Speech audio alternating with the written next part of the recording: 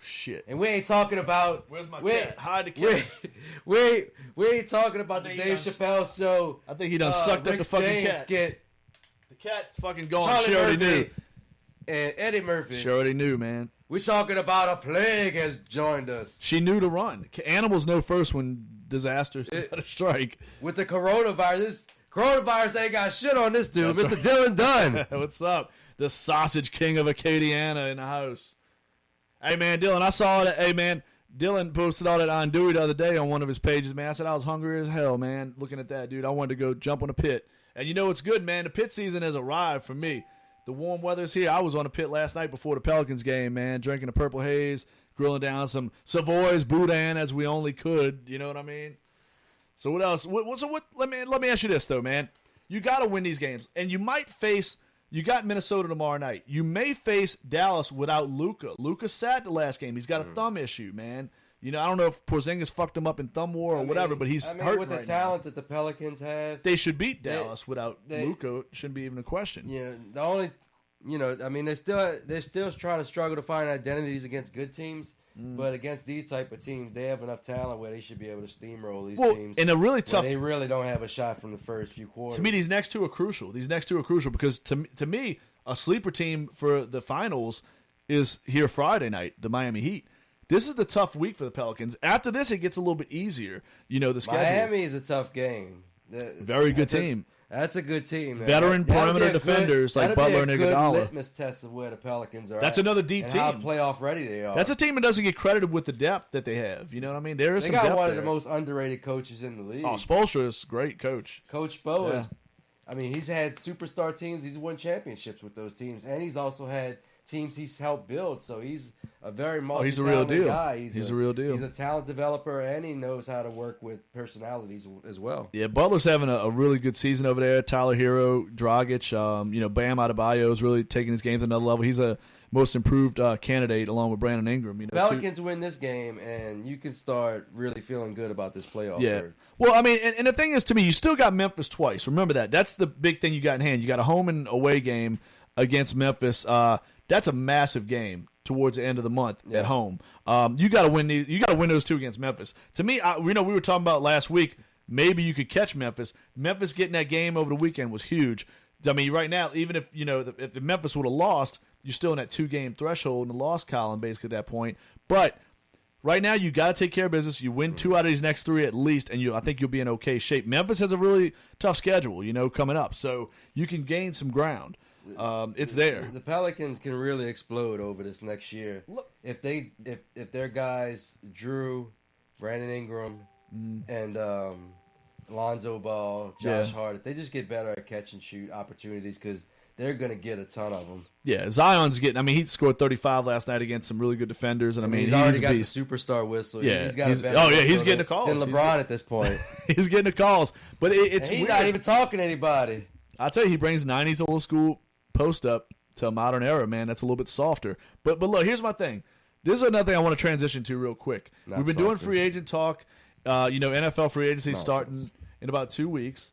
Oh, come on. In 2 weeks, free agency starts in NFL. Yeah, it's true. I mean, it's a soft era of basketball. I mean, he is a physical guy. No, I'm just saying, but it's true. He is bringing that physicality, and it shows every night. But here's my thing. Here's my thing. I have as many goons. I don't know if they goons, man, but whatever. But the defense ain't the same. The defense is nowhere near the same. Not even close. But here's my thing. White lawyers that club people in the head for no reason. I don't know. Don Nelson's system didn't work in the 90s for a reason. Because they didn't have all NBA players and they weren't good defenders. They had 3 All-Stars on that team. They weren't good defenders. But anyway, 3 perennial All-Stars on that team. They were not good perimeter defenders. That's why they couldn't. Come on, man. They could score, but they couldn't defend anybody. All right. Anyway, y'all. Yeah. See, this is the same guy that says Michael Jordan's not a top 3 player of all time. He's top 5, maybe. Yeah. So there you go with that. Monkey's out the bottle for him. Obviously, like everybody else on earth, I know he's the best player of all time. But here we go. Let's transition. Let's brainwash me. Let's transition. A lot of brainwashed Americans out there. All right. Yeah. Let's transition, man. Look. We're talking about free agency in the NFL. Free agency in the NFL is going to be happening. There's cuts. There's franchise tagging going on. Tom Brady going to play for the 49ers. Well, we talked about no, that ain't happening. But we talked about Brady a little bit last episode. But I want to talk about another quarterback right now. A guy, we thought we were kind of past this, but this is intriguing. Clutch Points brought up a topic earlier today. They say right now Tampa Bay's got wood for Teddy Bridgewater. They say they're really interested in Bridgewater. I know we talked about Winston, but this you is actually have something to say. I always got something to say, man. But I'm saying I really got something to say on this. Tell me. I see Saints fans going crazy about this. And like I said, we've said this a million times. I feel like a broken damn record here. Really like Teddy as a guy. Think he's a solid quarterback. But the Saints are doing the right thing. Going with Drew Brees and then handing the torch eventually to Taysom Hill. It's math. It's exactly. Salary cap math. Absolutely. If you can't understand salary cap math, then, I mean... You don't tell Drew Brees no, that we don't want you back. Me and I will break it down why you can't spend $60 million on quarterbacks. There's nobody in their right mind that should take Teddy Bridgewater over Drew Brees. I see it on these stupid forums, and I want to just Whether Brees slap plays somebody. or not, you still owe him $20 million. Well, it's a thing called dead money. Absolutely. $20 million. So you can't spend 45 if you keep Taysom Hill. I don't think people get that, spend though. I don't think $45 people million get on that. a quarterback that's not Pat Mahomes or Russell Wilson. I don't think people get that for one. But, I mean, and you got a great point with that. But to me, right now, Drew Brees is still the better quarterback. Drew Brees is still the better option to win over Teddy Bridgewater. I don't care what anybody says. I mean, there's a difference when you're winning with Drew Brees throwing 300 yards and you're winning scoring 30, 40 points. And there's a way you're winning scoring 13 points with Teddy Bridgewater, as you did a couple of those games where your special teams and defense had to play at a higher level, and you won the time. Peyton played more like Sean Payton should play with Drew Brees, running the ball, being a little more conservative instead of throwing it 50 times. Peyton's going to have the most fun he's ever had playing next year with two quarterback system. With Brees already, he's already talked about, letting Taysom Hill play more. It's already on the table. It's happening. It's not any animosity. These guys are going to mesh perfectly together. It is. And Drew's got to understand it. I think he does get it. If anybody gets it, it's Drew Brees. This team's just a couple of receivers away, and maybe another running back from being really scary offense. But let's go to Tampa, though. What does this do for Tampa? You know what I'm saying? What do you like? Do you like Teddy Bridgewater at all in Tampa? Or do you say stick with Jameis Winston? But I get why people would want Bridgewater if you're a Tampa fan. I understand. Short and intermediate, I don't know if that's Chris Godwin and Evans' game. I think Godwin more so, but I don't know about so much for Evans. As a tandem. I don't know so much for Evans. That's the thing. Those deep shots are what, that's Evans. See, Godwin to me works like a Michael Thomas. Godwin could be a Michael Thomas type guy for them. Yeah, I mean, he could play all over the formation, inside and outside. I mean, Evans would be the guy that could be a little bit of a problem because you're paying Evans a ton of money. Godwin hasn't gotten that deal yet. In my opinion, I know Winston threw 30 interceptions, but for that team, I would keep Winston over Teddy Bridgewater. So let me ask you this: if you could get I like Teddy Bridgewater. I've been liking him, before he was even signed with the Saints. Was it to turn into a numbers game? Okay, let's say Winston's all right. Let's say Winston's cocky with his agent. Let's say Winston doesn't want a team friendly deal. Let's say let's say he's not willing. Well, I don't think he has a choice either. Money on open market. But let's just say this: let's say there's another team interested. Let's say somebody's biting on Winston. Let's say the Chargers. Let's just throw a team out there. Let's say somebody's offering this guy, and he's coming to Tampa, doesn't want nothing less than $20 million. If I'm Tampa, I got to think twice before paying Winston $20 million or more. And I think Winston's not a terrible player. I think he's got some things that he could fix, obviously. But $20 million is a little expensive for me with Winston. If I can get Teddy Bridgewater between $18 and $22 million, I think I got to consider it, man. I really do. A $2 million discount off of Winston. No, because here's why. This is why. Winston, is that the difference? No, I mean, if I can save a little bit of money with Bridgewater, I take it over Winston. Mm-hmm. If I'm not going to pay more for Winston than Bridgewater, I guess that's what I'm trying to allude to. I'm just not sure if Bridgewater. I'm sorry, I'm not sure if Bridgewater is the prototype quarterback for Bruce Arians' system. But see, I think he could. But here's my thing, and I'm not saying he will be or definitely can be, but I think he could be, and this is why. Which I think they need to go to more balance. Deep shots. I think they need to go to more balance because to me, throwing for 5,000 yards ain't getting the Bucs anywhere right now. I mean, they need to establish a running game, whether it's getting a running back in the second or third round. Whether it's getting a veteran. I mean, there'll be veterans out there. They have a ton of cap space. They can go get a Melvin Gordon. Mm-hmm. They could go get an Austin Eckler. They could go get somebody like that. There's a ton of backs in the draft, with Taylor. Taylor's probably go pretty high. But, Clyde Edwards-Helaire. You know what I mean?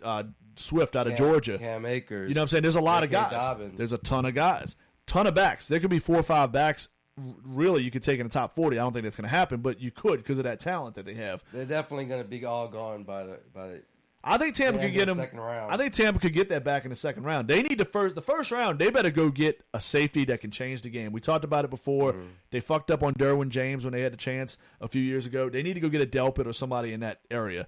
Cornerback. That's another thing they got to focus on. They got to get better in the secondary. But to me, if this team cleans up their secondary, I think the front seven is really close.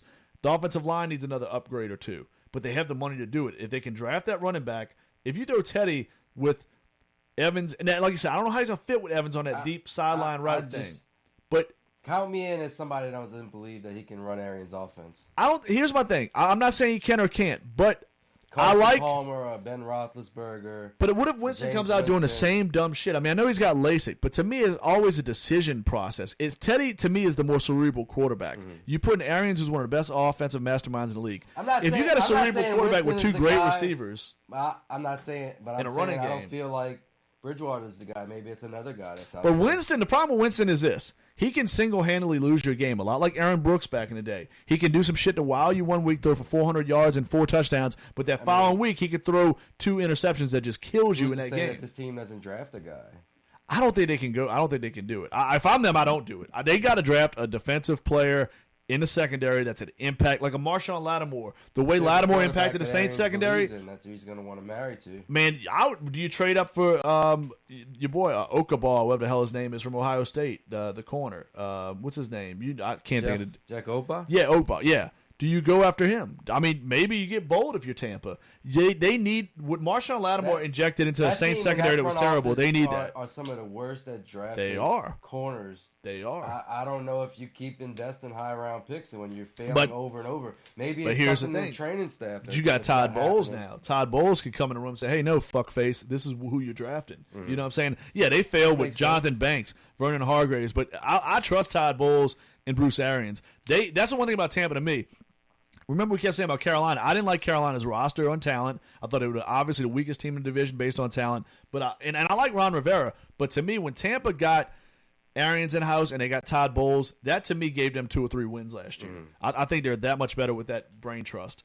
And that's the thing that's scary about Tampa. Tampa could be the second best team in this division if they make some smart moves this offseason. I don't like what Atlanta's doing, and Carolina's going to be a bottom feeder for a few years. Atlanta has some talent in spots, but I just don't like where that franchise is I don't headed. either. I think something's missing with that team. Offensive line sucks. Running game's questionable.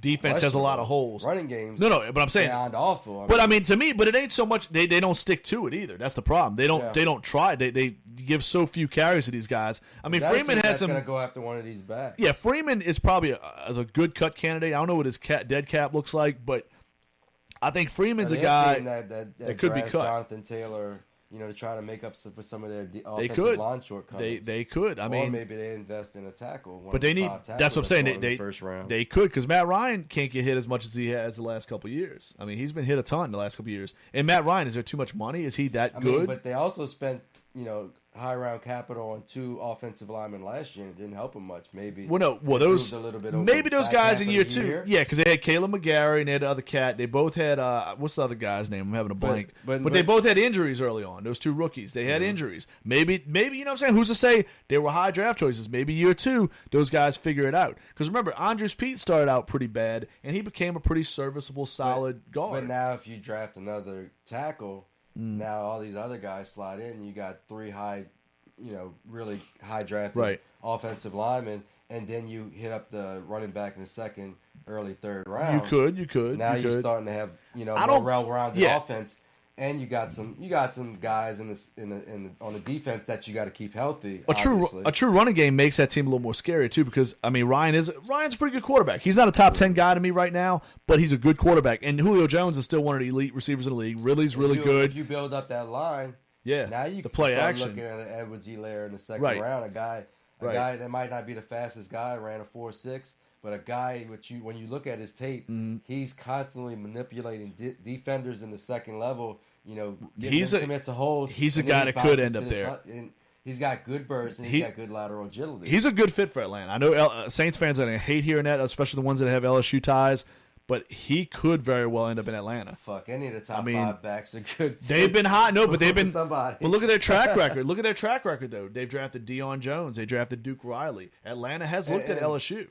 And honestly, he I mean, I know you like the baby Mark Ingram, but another That's the guy first thing that I thought tested out when I saw him. as a sub athlete, but really knows how to think the game. He could be like their next Devontae Freeman. Yeah, I mean, I would hope more for Ingram if I was a fan of them.